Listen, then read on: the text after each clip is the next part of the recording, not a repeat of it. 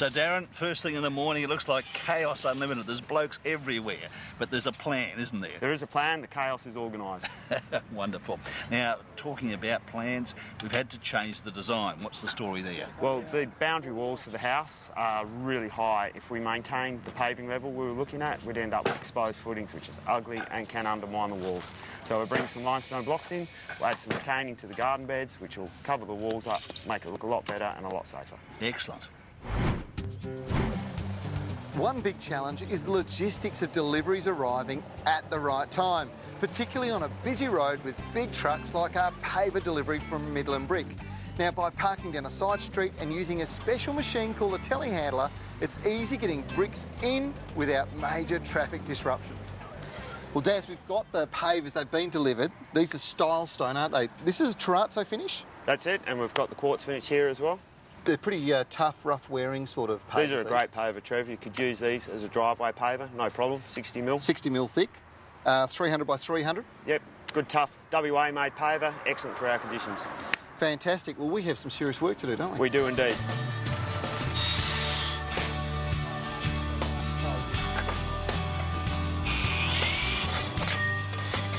So you want to put the plate on the bottom of the ground so it sits on the... Hamish, we're laying out the deck. Tell us what's actually happening here. Well, what we've got going on here is we've got our foundation going down with our bearers, which is treated pine. But the most important thing is basically getting your heights right and make sure it's all square with the house, you know, otherwise it'll look a bit skew with at the end of the job. And I've noticed that the electricals are going in as well. That's for the lighting. Yep, the Sparky's got all that organised, and by the looks of it, once we've got all the decking down and that, he'll pull the wires through, and they're using uplights which will be spread out and they'll look nice, especially in the evening when you put them on. Yeah, and this is where the cube is going basically, isn't it? Yeah, the cube. So the cube will be just a square structure designed out of 90 by 90 treated pine poles, which basically we'll put together as a square and then have a top on it, and apparently they're having some sort of blinds or something going in, so you can sort of, like a retreat, you can sit back in the evening and have a glass of wine or a beer and look back on the decking with the lights coming up. It should be good. Sounds good.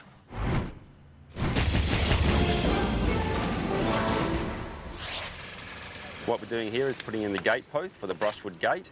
Then we're going to put in the steel frame for the brushwood fencing, which is going to run along right where the garage used to be. Now, this is our 5th load of rubbish that's left the site. Unbelievable, isn't it? A little place like this could produce so much rubbish. Now, there's lots of capstone in there as well as sand because we had to change the levels. The makeover has attracted a lot of local attention. Folks have popped in through the side gate to keep an eye on progress. We've even had next-door neighbours checking out the action over the fence and giving the team a bit of helpful advice.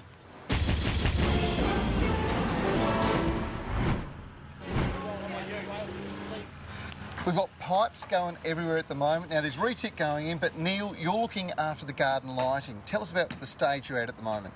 At the moment, Trevor, we're sending through and running the reticulation or the electrical reticulation, both 12 volt and 240 volt, to the major areas of the garden which require lighting and or power. So you've got to get that in before any of the other infrastructure. You need to make plans of what you're thinking of lighting or what is going to require power in your garden long before any hardscape starts.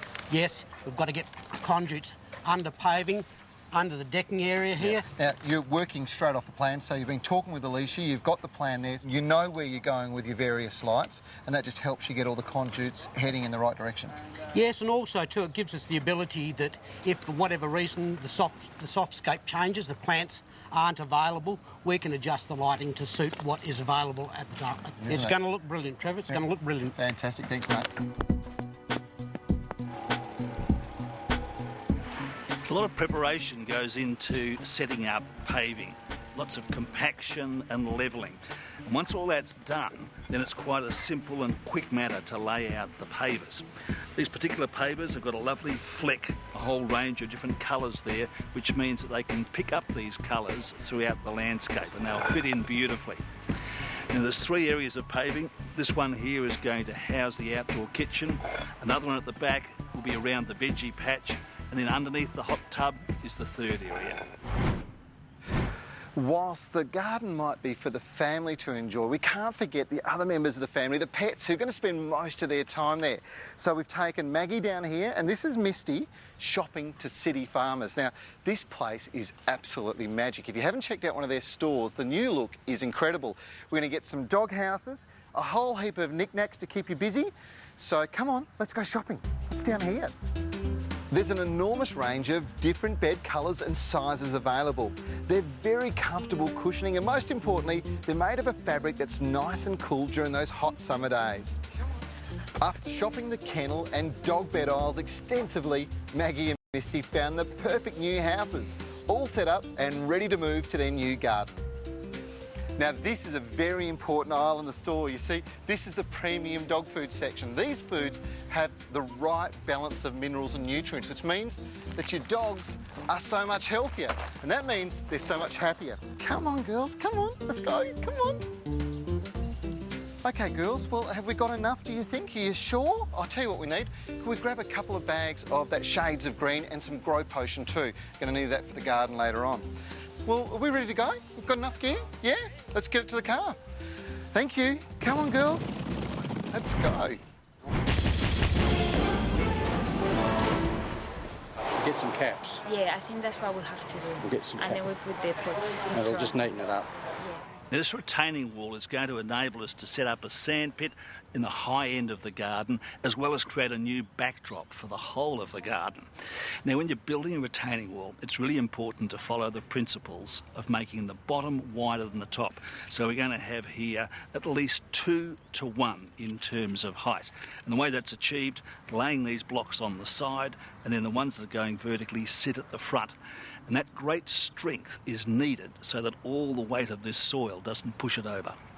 Oh, Misty, Maggie, look at this. While we've been out shopping, they've got all the framework for the deck done now. It's looking brilliant. Now, coming up after the break, we'll really start to finish off some of these projects and you'll really see the shape of the garden start to come together. Come on, girls, let's have a bit of a look around.